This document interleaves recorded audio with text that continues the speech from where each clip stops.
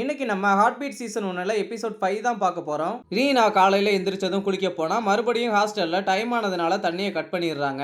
அப்புறம் செக்யூரிட்டி கிட்ட பேசி மோட்டார் போட சொல்லி குளிச்சுட்டு வேலைக்கு கிளம்புறப்போ செக்யூரிட்டி கூப்பிட்டு என்ன நீ வாட்டுக்கு காசு கொடுக்காம போய்கிட்டு இருக்கேன்னு கேட்க, ரீனா என்னால கொடுக்க முடியாது, 10 மணிக்கு மேல மோட்டார் போட்டாதான் என்ன, நான் என்ன 9 to 5 ஜாபா பாத்துக்கிட்டு இருக்கேன், நான் எப்போ போறேன் எப்போ வர்றேன்னு எனக்கே தெரியலன்னு சொல்ல, ஆனா எனக்கு தெரியும் நேத்து ஒரு பையன் ஒன்னா டிராப் பண்ணிட்டு போனான்லன்னு செக்யூரிட்டி சொல்ல, ரீனா கோவத்துல திட்டி என்ன தப்பா பேசுற வேலைலாம் வச்சுக்காதுன்னு சொல்ல, எல்லாம் எப்படி ஆரம்பிக்கும்னு எனக்கும் தெரியும், நீ இங்க இருக்கணும்னா காசு கட்டி தான் ஆகணும், முடியாதுன்னா தாராளமா காலி பண்ணிட்டு போகலாம்னு சொல்றான். ரீனாவும் வேற வழி இல்லாம காசை கொடுத்துட்டு வேலைக்கு கிளம்புறா.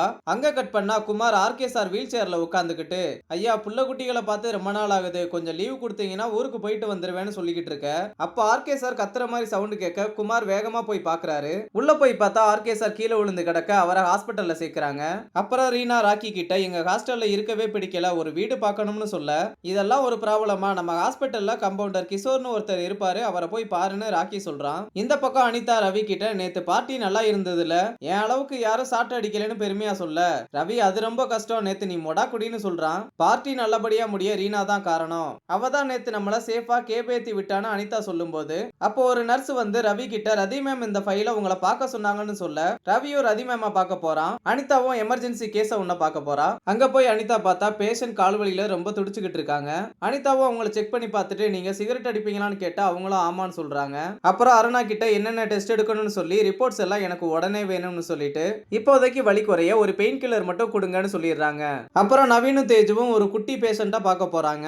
அங்க போனதும் அந்த சின்ன பையனோட அம்மா நீங்க சொன்ன ஃபுட்ஸை மட்டும் தான் டாக்டர் கொடுக்குறேன், வேற எதுவும் கொடுக்கலாமான்னு கேக்குறாங்க. அவங்க கிட்ட தேஜு என்னென்ன சாப்பிடணும் என்னென்ன சாப்பிடக்கூடாதுன்னு சொல்லிக்கிட்டு இருக்கும்போது நவீன் பார்த்து ரசிக்கிறான். அப்புறம் நவீன் தேஜு கிட்ட எப்பெல்லாம் உங்ககிட்ட இந்த சாஃப்ட்னஸ் வெளியே வரும்னு சொன்னா அப்போலாம் நான் வந்து கொஞ்சம் டைம் ஸ்பெண்ட் பண்ணிக்கிறேன்னு சொல்றான். அங்க கட் பண்ணா ஆர்கேவை பார்க்க ரதி வர்றாங்க. ஆர்கே ரதியை பார்த்து நல்லா விசாரிக்கிறாரு. அப்ப ரதியும் அர்ஜுனை பத்தி கேட்க அவன் ஓகே தான்னு கொஞ்சம் சோகமாவே சொல்றாரு. அப்புறம் ரதி உங்களுக்கு எந்த பிரச்சனையுமே இல்ல, சாப்பிடாம இருந்ததால தலை சுத்தி கீழே விழுந்திருக்கீங்க அவ்வளவுதான் சொல்றாங்க. கீழே விழுந்ததுல கொஞ்சம் கையில மட்டும் அடிபட்டு இருக்கு, நான் ராமநாதன் சாரை வந்து பார்க்க சொல்றேன்னு சொல்லிட்டு கிளம்புறாங்க.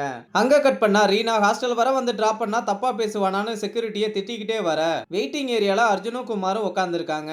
அப்ப ரீனா அர்ஜுனை பார்த்ததோ இனிமேல் என்ன ஹாஸ்டல்ல டிராப் பண்ற வேலைலாம் வச்சுக்காதன்னு சொல்ல, அதுக்கு அர்ஜுன் அப்ப ஹாஸ்டலுக்கு கொஞ்சம் முன்னாடியே டிராப் பண்ணிரட்டான்னு கேட்க, நீ எதுக்கு என்ன டிராப் பண்ணணும்னு ரீனா கேட்க, அப்படின்னு இல்ல நீங்க என்ன டிராப் பண்ணா கூட ஓகே தான்னு சொல்லவும் ரீனா சிரிச்சிடுறா. அப்புறம் ரீனா சாரி கேட்டு இன்னைக்கு கொஞ்சம் பேட் டே அதனால தானே சொல்லிட்டு நீங்க என்ன இங்க பண்றீங்கன்னு கேட்க, அதுக்கு அர்ஜுன் குமார கோர்த்து விட்டு இவருக்கு கொஞ்சம் உடம்பு சரியில்லைன்னு சொல்லிடுறான். அப்புறம் ரீனா எனக்கு கொஞ்சம் வேலை இருக்குன்னு சொல்லிட்டு கிளம்புனதுக்கு அப்புறம் குமார் அர்ஜுன் கிட்ட என்னையா புதுசா சிரிப்பெல்லாம் வருதுன்னு கேட்க, அதெல்லாம் ரொம்ப நாளா இங்கதான் இருக்கு, நீ மூடிட்டு இருன்னு சொல்லிட்டு இந்த விஷயத்த அப்பாவுக்கு தெரியாம பாத்துக்கோன்னு சொல்ல, என்னையா இப்படி கேட்டுட்டீங்க, நான் அவருக்கு வெறும் வேலைக்காரன், ஆனா உங்களுக்கு ஃப்ரெண்டியான்னு சொல்லிட்டு இங்க நடந்த எல்லாத்தையுமே அப்படியே போய் ஆர்கே சார் கிட்ட குமார் சொல்லிடுறாரு. உடனே ஆர்கே சாரும் யார் அந்த பொண்ணுன்னு கேட்க, குமார் உடனே நீங்க இப்படி கேட்பீங்கன்னு எனக்கு தெரியும், அதனாலதான் நான் விசாரிச்சுட்டு வந்துட்டேன், அந்த பொண்ணு பேரு ரீனா, நம்ம ஹாஸ்பிட்டல்ல தான் டாக்டரா ஒர்க் பண்றாங்கன்னு சொல்றாரு. அப்புறம் ஆர்கே சாரும் எனக்கு தெரியும்ன்ற விஷயம் அர்ஜுனுக்கு தெரிய வேணாம்னு சொல்ல, அர்ஜுன் கிட்ட குமார் என்ன பிட்டு போட்டாரோ அதே பிட்டு ஆர்கே சார் கிட்டையும் போடுறாரு. அப்புறம் ரீனா போய் கிஷோரை பார்த்து ஒரு 7000 ரூபாய்க்கு ஹாஸ்பிட்டல் பக்கத்துல ஏதாவது வீடு பார்த்து தாங்கன்னு சொல்ல,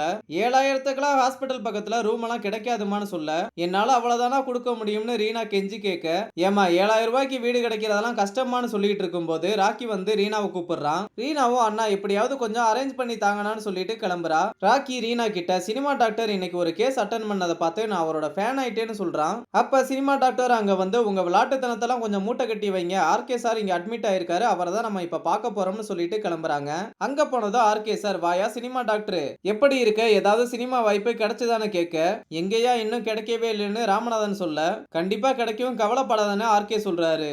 அப்புறம் ராக்கி ரீனா கிட்ட இந்த ஹாஸ்பிட்டல் ஆரம்பிச்சதுல இருந்தே ரதியும் ராமநாதனும் என் கூட தான் இருக்காங்க, ரொம்ப நல்லவங்கன்னு சொல்றாரு. ராமநாதனும் ஐயா சொல்ல மறந்துட்டேன், இவன் ராக்கி இவங்க ரீனான்னு சொன்னதும் குமார் ரீனாவை பத்தி சொன்னதா நினைச்சு பாக்குறாரு. அப்புறம் ரீனாவை கொஞ்சம் பக்கத்துல வாமான்னு கூப்பிட்டு உன்னை எங்கேயோ பார்த்த மாதிரி இருக்கேன்னு சொல்லி கையை பிடிக்கிறதோட இந்த எபிசோட முடிச்சிருக்காங்க.